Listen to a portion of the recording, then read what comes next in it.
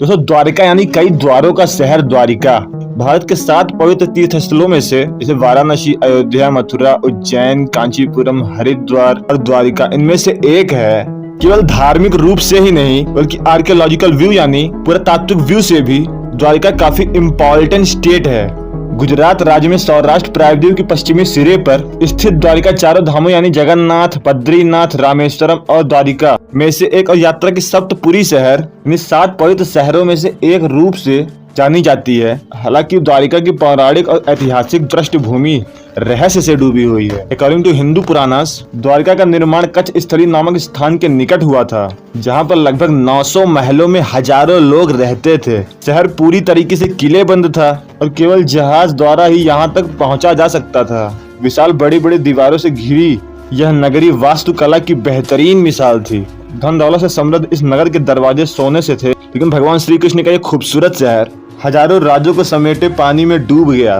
तो द्वारिका नगरी के डूबने के पीछे बहुत सारी साइंटिफिक और बुक्स के आधार पर स्टोरी ड्राइव की जाती है। द्वारिका डूबी थी भगवान श्री कृष्ण को मिले श्राप से या फिर उन्हीं के बेटे शाम के द्वारा एक ऋषि के साथ किए गए मजाक पर मिले श्राप से। और साइंटिफिक थ्योरीज कि आफ्टर आइस से दुनिया भर के समुद्र का वाटर लेवल इंक्रीज हो रहा था, तो उसने धीरे धीरे बहुत सारे दुनिया भर के शहरों को अपने आगोश में ले लिया और उस दौरान बहुत सारे मिस्टीरियस सिटी पानी में डूब गए थे, जिसके आज एविडेंस मिल रहे हैं। और द्वारिका है भी कि नहीं है, वैसे तो एक रहस्य बना हुआ था, और पिछले 40-45 सालों से इसके अवशेषों ने वर्ल्ड हिस्ट्री में तहलका मचा रखा, जिसमें इसके कुछ आर्टिफैक्ट्स मोर देन 9500 ईयर्स पुराने हैं, यानी लगभग 10,000 साल पुराने। अब अगर इस सिटी के ऊपर कैलकुलेशन की जाए कि सिटी की शुरुआत किस सेंचुरी में हुई थी, तो साइंटिस्ट 12,000-13,000 तक चले जाते हैं कि इतने पहले से एग्जिस्ट करती थी। By the way, Indian history के लिए अब इसे एक अलग तरह से होप की तरह देख सकते हैं, क्योंकि जहां पर इन्वेडर्स ने धरती पर हजारों हिस्टोरिकल बेसिस को खत्म कर दिया है या फिर डिवाइड एंड रूल के जरिए नए नए तरीके से डिस्क्रिमिनेटिव बिहेवियर पूरी दुनिया की हर एक आइडियोलॉजी में डालकर लोगों को करप्ट कर रहा है, वहीं पर संकन सिटी ऑफ द्वारिका क्योंकि वो पानी में डूबी हुई है की वजह से इन्वेडर्स की नजर उस पर नहीं पड़ी, तो 10,000 सालों पुराना हार्डकोर एविडेंस पूरी दुनिया के सामने ला रही है, क्योंकि उन सारी फॉल्स नरेशंस को जड़ से उखाड़ फेंकेगी। द्वारिका के समुद्री अवशेषों पर सबसे पहले नजर भारतीय वायुसेना के पायलटों की पड़ी, जो उस दौरान समुद्र के ऊपर से उड़ान भर रहे थे। इसके बाद 1970 में जामनगर के रौजियार में इसका उल्लेख किया गया, जिससे पहले वेस्टर्नर्स ने और लेफ्टिस्ट आइडियोलॉजी ने कंप्लीटली माइथोलॉजी का पार्ट बना रखा, यानी झूठा बताया था। और इसका हिस्टोरिकल रिकॉर्ड 6वीं शताब्दी के गुजरात में भावनगर में सामंत सिंहा हत्या के पलिताना कॉपर प्लेट में पाया गया, और ये शिलालेख द्वारिका के सौराष्ट्र के पश्चिमी तट के राजधानी में है। और सबसे महत्वपूर्ण ये है कि इसमें कहा गया है कि श्री कृष्ण यहाँ रहते थे। इस पर CSIR यानी council of scientific industrial research के पूर्व प्रमुख और साइंटिस्ट डॉक्टर राजीव निगम, इन्होंने महाभारत को कोट करके कहा था कि द्वारिका शहर समुद्र से निकले जमीन पर बनाया गया था, लेकिन जब उसका पानी दोबारा अपनी पुरानी जगह पर आया तो शहर पूरी तरीके से डूब गया। डॉक्टर राजीव निगम कहते हैं कि पानी के नीचे खुदाई का काम मौजूदा द्वारिकाधीश टेम्पल के पास से शुरू हुआ, जहाँ पर कई मंदिरों की एक वर्टिकल सीरीज मिली। अगर काउंटर किया जाए तो लगभग ये जो द्वारिकाधीश मंदिर की सीरीज है, इसका मतलब है कि जैसे जैसे समय के साथ पानी ऊपर बढ़ता गया, वहाँ के भक्तों ने एक नया मंदिर सूखी जगह पर बनाया, यानी मंदिर की जगह धीरे धीरे ऊपर की ओर सरकती गई। इसकी वजह से famous archaeologist doctor SR Rao ने अपना इंटरेस्ट इस केस में लिया कि क्यों न समुद्र के किनारे खुदाई की जाए, ताकि पता चले कि यहाँ इस डूबे हुए शहर के वास्तविक सबूत हैं या नहीं। और 1979 में डॉक्टर SR राव और उनकी टीम ने एक्सकवेशन का काम शुरू किया। यहाँ पर जिस बात ने डॉक्टर SR राव को सबसे ज्यादा प्रेरित की थी, वो था महाभारत काल का टाइम और उसके हिस्टोरिकल फैक्ट पर उठ रहा विवाद, जिसमें डिफरेंट हिस्टोरियंस के अलग अलग मत हैं, जो कि 5,000 साल से 8,000 साल तक चलती रहती। यानी एस्ट्रोलॉजिकल एविडेंस के अकॉर्डिंग महाभारत 7,000 साल पहले हुई थी, यानी 5561 BC। इसे नीलेश नीलकंठ ओक जी लीड कर रहे हैं, और दूसरी डेट 3102 BC, यानी लगभग 5,000 साल पहले महाभारत हुई थी। और इन दोनों डेट्स को लेकर आर्कियोलॉजिस्ट और एस्ट्रोलॉजिकल व्यू देने वाले आर्कियोस्ट्रोनॉमिस्ट प्रूफ देते हैं, चाहे वो जियोलॉजिकली इस नगरी के डूबने का साक्ष्य हो, सरस्वती नदी हो, इसमें सारी डिबेट चलती रहती है। कुल मिला के आपको दोनों पक्षों की बात सुनती रहनी चाहिए और भविष्य में होने वाले मोर रिसर्च का इंतजार करना चाहिए। बट यहाँ पे वो भी बात है कि नगरी तो बहुत सारी डेट्स को देती है, जैसे वो नगरी 10,000 साल पहले एग्जिस्ट करती थी। And this series of the temples, यहाँ पे 8 द्वारिकाधीश मंदिरों को साक्ष्य मिले हैं गुजरात में, जो कि 3500 साल पहले एग्जिस्ट करते थे अकॉर्डिंग टू आर्कियोलॉजिस्ट। यहाँ पर पता चलता है कि 3500 साल पहले भी ये नगरी एग्जिस्ट करती थी। अब इस 3500 साल पहले वाली टाइमलाइन की आर्कियोलॉजिकल हिस्ट्री भी मजेदार है। द्वारकाधीश टेम्पल के पास एक पंचायत ऑफिस था। अब क्योंकि ये नया नवेला बना था और आर्कियोलॉजिस्ट को जमीन की खुदाई करनी थी तो इसे डिमोलिश कर दिया, जिसके बाद एक स्टोन प्लेटफॉर्म मिला। बिल्डिंग को डिमोलिश करने पर अब वो क्या लगता है क्या मिलेगा? सामान्यतः हमें खाली एक लैंड मिल सकता है, बट यहाँ पर एक रहस्यमयी स्टोन प्लेटफॉर्म मिला जो अकॉर्डिंग टू आर्कियोलॉजिस्ट अपने नीचे कुछ न कुछ छिपा रहा था। और उसे हटाने के बाद उन्हें जो मिला वो शॉकिंग था। उन्हें एक वेल प्रिजर्व टेम्पल मिला भगवान विष्णु का, 9वीं सदी की यानी 1100 साल पुराना मंदिर की, और खुदाई के बाद उसी के नीचे उससे भी पुराना मंदिर मिला, और फिर और खुदाई पर उससे नीचे उससे भी पुराना मंदिर मिला। और इसी तरीके से उस साइट पर अलग अलग जगह पर टोटल 8 द्वारिकाधीश टेम्पल मिले, जिसमें पहला द्वारिकाधीश टेम्पल 3500 साल पुराना था, यानी 3500 साल पुराना। और ये भी एक बड़ा एविडेंस है आर्यन इन्वेजन थ्योरी को रॉन्ग प्रूफ करने का। और दूसरा द्वारिकाधीश टेम्पल 2500 साल पुराना था। तीसरा द्वारिकाधीश टेम्पल 1500 से 2200 साल पुराना था। चौथा द्वारिकाधीश टेम्पल लगभग 1300 साल पुराना था। पांचवा द्वारिकाधीश टेम्पल 1000 साल पुराना था। छठा द्वारिकाधीश टेम्पल 800 साल पुराना था। सातवां द्वारिकाधीश टेम्पल लगभग 700 साल पुराना था। और वहीं पर 8वां द्वारिकाधीश टेम्पल, जो कि आज आपको दिखाई पड़ रहा है, क्योंकि इस तरफ इशारा करती है कि द्वारिका लगभग लास्ट 3500 साल पहले भी डूबी नहीं थी। इसी खोज में समुद्र में हजारों फीट नीचे उसी गहराई में द्वारिका के अवशेष मिले, जिसमें 560 मीटर लंबी द्वारिका की दीवारें मिली। पौराणिक ग्रंथों में मिले विवरण के अकॉर्डिंग द्वारिका में कुल 50 खंबे थे और हमें लगभग 30 खंबे मिल चुके हैं। इसके साथ ही उन्हें वहां पर उस समय के बर्तन भी मिले। साइट में 500 से अधिक प्राचीन वस्तुएं प्राप्त हुई। वहां पर पत्थर के ब्लॉक, खंबे और सिंचाई प्रणालियों की भी खोज की गई, जिसे लेकर इंडियन आर्कियोलॉजिस्ट और वर्ल्ड आर्कियोलॉजिस्ट का कहना है कि यहाँ के आर्कियोलॉजिस्ट फाइंडिंग 9000 साल से भी ज्यादा पुराने हैं। विश्व प्रसिद्ध हिस्टोरियन ग्राहम हैनकॉक कहते हैं, We have to accept that civilization in India is at least 5,000 years old. The largely and correctly discredited notion of an Aryan invasion of India needs to be abandoned. Dwarika में मिले नमूने Indus valley civilisation से कोई mail नहीं खाते हैं, लेकिन इतने प्राचीन हैं कि सभी दंग रह जाते हैं। डाइवर्स यानी गोताखोरों ने 40,000 स्क्वायर मीटर के दायरे में उत्खनन किया है। वहां पर पड़े मंदिरों के खंडों के नमूने एकत्र किए हैं, जिसे शुरुआत में चूना पत्थर बताया जा रहा था। और आर्कियोलॉजिस्ट ने बताया कि यह खंड बहुत ही विशाल और समृद्धशाली नगर और मंदिर के अवशेष हैं। और इसी स्थान पर बड़ी संख्या में लंगर पाए गए हैं, जिससे ये पता चलता है कि द्वारिका में एक ऐतिहासिक बंदरगाह भी था, जिसमें भारतीय और उसके इलाकों में व्यापारिक भूमिका निभाई होगी। दोस्तों, महाभारत में जिन 35 सिटीज का मेंशन मिलता है वह आर्कियोलॉजिकली प्रूव हो चुका है। भारत और उसके आसपास के कई देशों का महाभारत में उल्लेख मिलता है। जैसे इंद्रप्रस्थ आज भारत की राजधानी दिल्ली है, तो हस्तिनापुर यूपी का मेरठ, कुरुक्षेत्र हरियाणा का एक जिला है, गांधार अफगानिस्तान में स्थित है, और श्री कृष्ण यानी द्वारिकाधीश की द्वारिका आज गुजरात में वापस मिल गई, जो कि वेस्टर्न प्रोपेगेंडलिस्ट मिथ से कोसों दूर हटके हिस्ट्री का रूप देते हैं। इसके बारे में अगर आप बोलोगे तो मैं महाभारत के सारे सबूतों को लेकर एक नेक्स्ट वीडियो बनाऊंगा, फिर समझाऊंगा। बाय द वे, द्वारिका के इन सारे सबूतों को देखकर इतना कहा जा सकता है कि द्वारिका कोई एक छोटा शहर नहीं बल्कि एक विस्तृत शहर था। और इंडस वैली सिविलाइजेशन के साथ साथ द्वारिका के जब सभी साक्ष्य और सबूत जब भविष्य में भारत के समृद्ध और प्राचीन इतिहास के बताने के रूप में पेश किया जाएगा, तो हमारी सभ्यता और एंशिएंट सिविलाइजेशन के लिए ये बहुत ही गर्व की बात होगी। इसी साल नवंबर के महीने में दीपावली में प्राइम मिनिस्टर नरेंद्र मोदी द्वारिका को एक टूरिस्ट हब के रूप में प्रमोट करने वाले हैं। इसमें टूरिस्ट को पानी के अंदर जाकर द्वारिका के प्राचीन शहर को देखने का मौका मिलेगा। ऐसे भारतीयों के अंदर हमारी सनातन संस्कृति पर दोबारा विश्वास करने की उम्मीद मिलेगी। बता दोस्तों, मैं एक विद्यार्थी हूँ, अपनी पढ़ाई के साथ इस तरह की डीप रिसर्च भी करता हूँ। इसे करने में बहुत सारा समय और मेहनत लगता है और मेरे पास फाइनेंशियल स्टेबिलिटी नहीं है, तो आप ज्वाइन बटन या फिर थैंक बटन को प्रेस करके चैनल को सपोर्ट कर सकते हैं।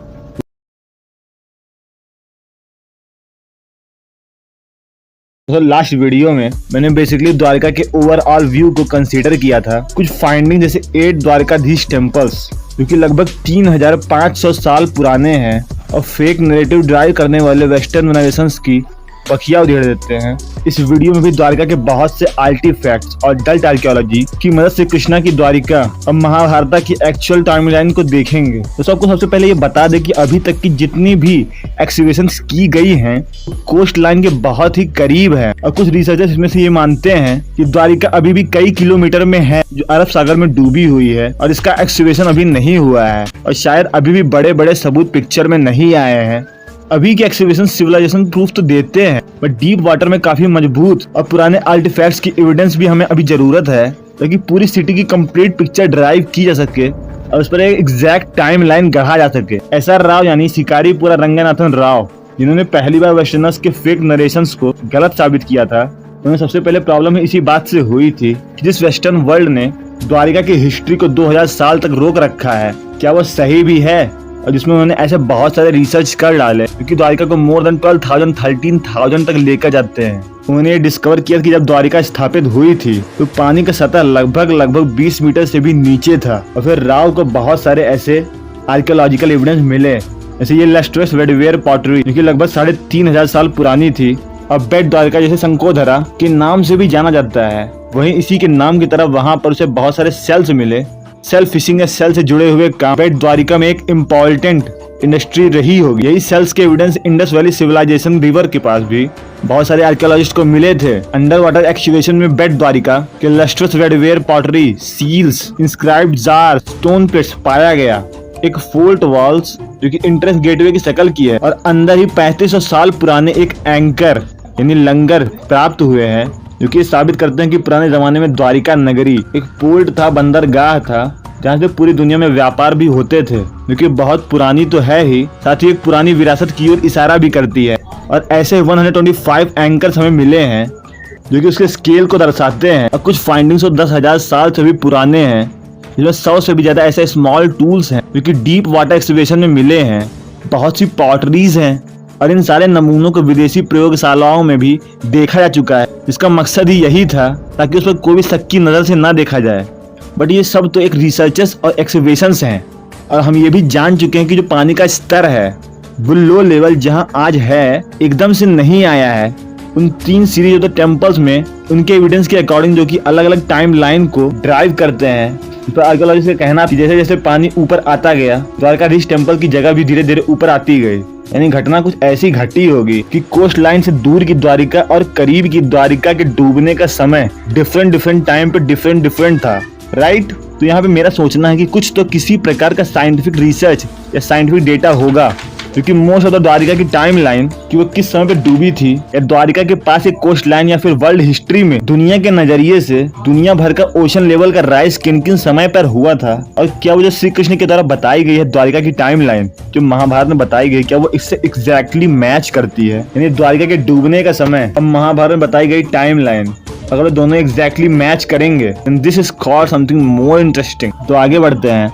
मैंने पिछले वीडियो में ये भी बताया था कि कुछ हिस्टोरियन के अकॉर्डिंग महाभारत का टाइमलाइन 5561 BC है, और ये डेटिंग महाभारत में लिखी गई टाइमलाइन के अकॉर्डिंग है, यानी महाभारत के अकॉर्डिंग है। महाभारत के ऊपर और भी डेटिंग यानी और भी डिफरेंट डेट्स हैं, जिसे डिफरेंट हिस्टोरियन ड्राइव करते रहते हैं। लेकिन इस डेट में और उन डेट्स में ये अंतर है कि वो सारी डेट्स महाभारत के अकॉर्डिंग नहीं है।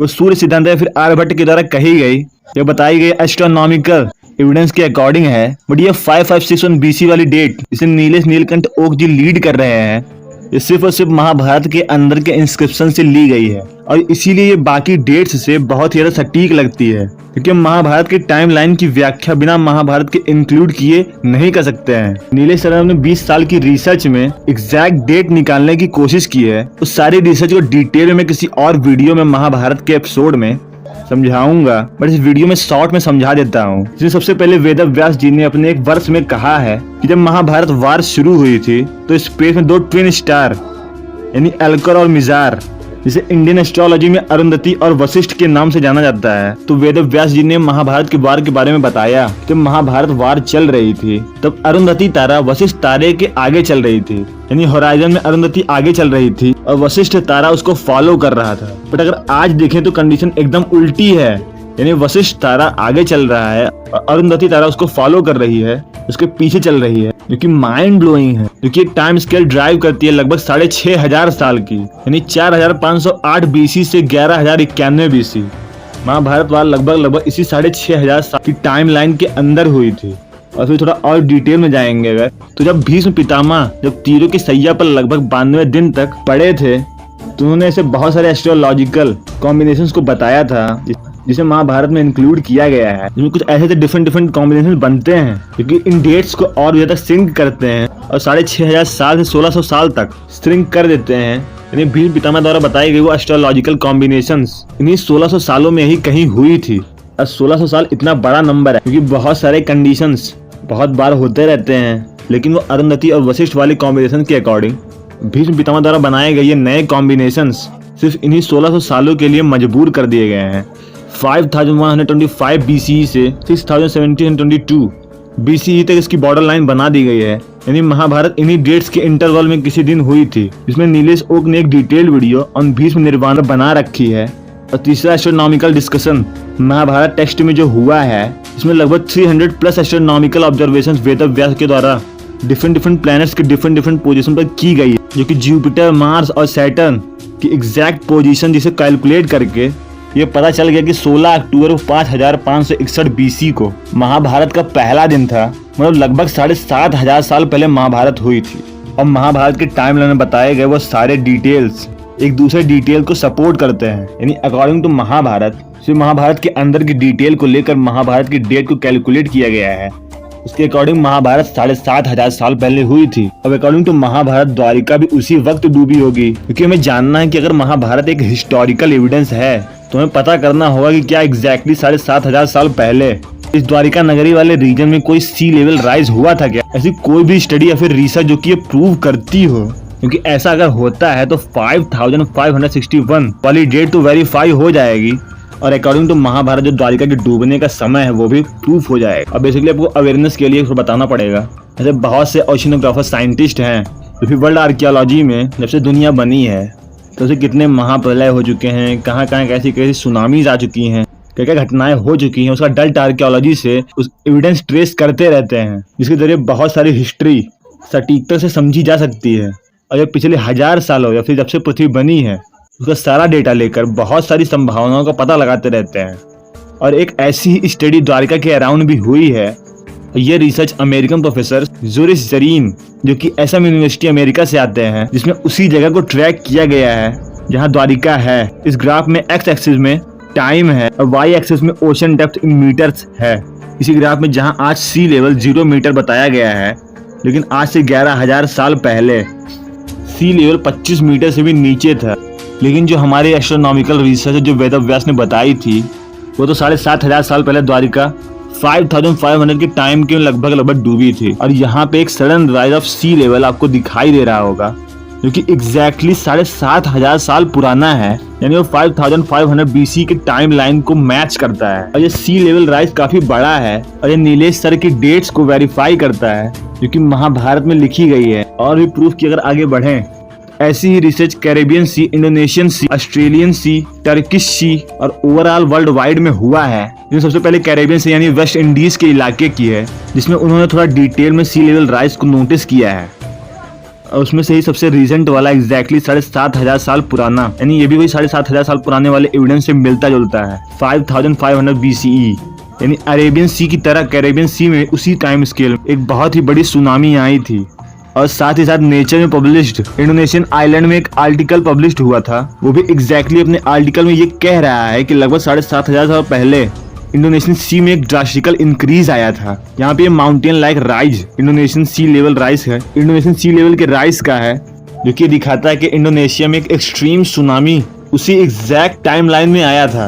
यानी जब अरेबियन सी द्वारिका में सी लेवल राइज हुआ था तो कैरेबियन सी आइलैंड और इंडोनेशियन आइलैंड में भी सी लेवल उसी टाइम पे इंक्रीज हुआ था। और साथ ही साथ इतना ही नहीं, और भी बहुत सारे एविडेंस मिले हैं जो कि पूरी दुनिया में आने वाली सुनामी में वो 7500 साल पुराने वाले टाइम लाइन की डेट को सटीकता से बैठा पा रहे हैं। जैसे ऑस्ट्रेलिया में आने वाला ग्रेट बैरियर रीफ में एक सुनामी 7500 साल पहले आई थी। टर्की के ब्लैक सी में सबसे बड़ा सुनामी 7500 साल पहले आया था।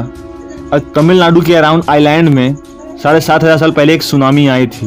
ये बहुत सारा डेटा है, एक बहुत ही बड़ा ओशिनोग्राफिक एविडेंस है जो कि ये दर्शा पा रही है महाभारत में बताए गए कम से कम द्वारिका के डूबने के सबूत एग्जैक्टली मैच करते हैं और उसी की ओर इशारा करते हैं।